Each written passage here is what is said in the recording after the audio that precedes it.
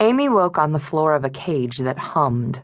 She tried moving her legs and kicked the fencing nearest her feet, igniting a spark that jolted up from her toes to her teeth and left her so rigid even her eyes couldn't move.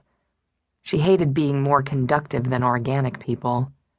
"Careful," someone said from outside the cage. "It's rigged."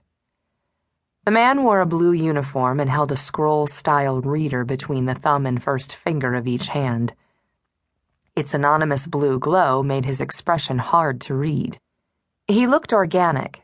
She could see his pores and the patchiness of his hair. Other clades had advanced plugins for differentiating humans. They used thermoptics or gait recognition or pheromone detection. Amy just looked for the ugly parts. "Where am I?" He didn't even bother putting down the scroll. "You're being detained." Amy tried moving again. She had to do so carefully.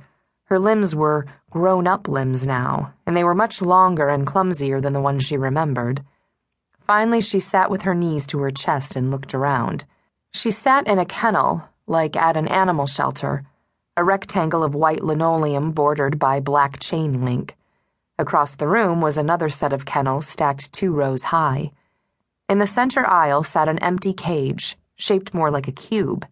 Its floor was black. In games, Amy had escaped far more challenging environments than this. In fact, she could have easily designed a more intimidating space, given the time and the tools. She checked for laser turrets or acid sprinklers, but found none. Maybe the whole room had a mutable magnetic field. It would certainly explain how they'd kept her asleep and why they bothered with an organic guard. Without a helmet, he'd be vulnerable to the field and start seeing things. Did that mean the field generator was being reset? Were there other vulnerabilities in the system? She decided to take stock of other resources. She wore a bright green jumpsuit. It didn't seem particularly sturdy, much less fire or acid-proof. Far at the end of the kennels was another person in the same jumpsuit. She couldn't tell if it was a boy or a girl just by looking, but it had a very big shape over which the fabric stretched tightly. It wasn't moving. "Where are my parents?" She tried to think of something more intelligent to say. "They should be here. I'm a minor." This time the scroll did fall, and a hand strayed toward his taser. The guard's eyes had the dead, blank look of someone watching late-night shows. "I don't know how it is in Oakland, but where I come from, minors know how to behave themselves." Amy had nothing to say to that. She looked at her new prison slippers. She had never thought of her mother's feet as big, but now that she was wearing them, Amy wondered how her mom got around without tripping. How had she never noticed details like this before? Where was her mother now? Was she still repairing the damage to her body? "May I please call my parents? I think I get a phone call.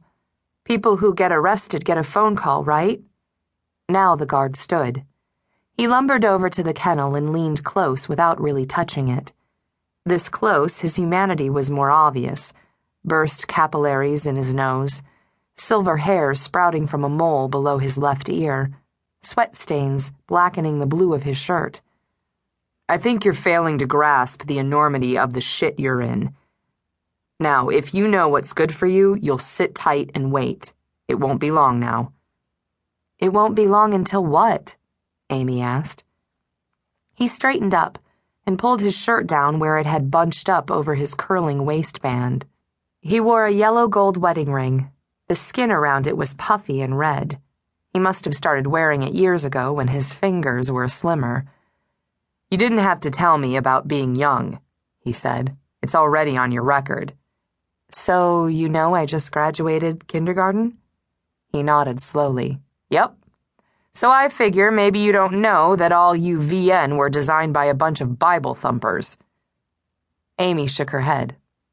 "I know. They wanted us for after the second coming or something, to take care of everybody God didn't like." "That's right.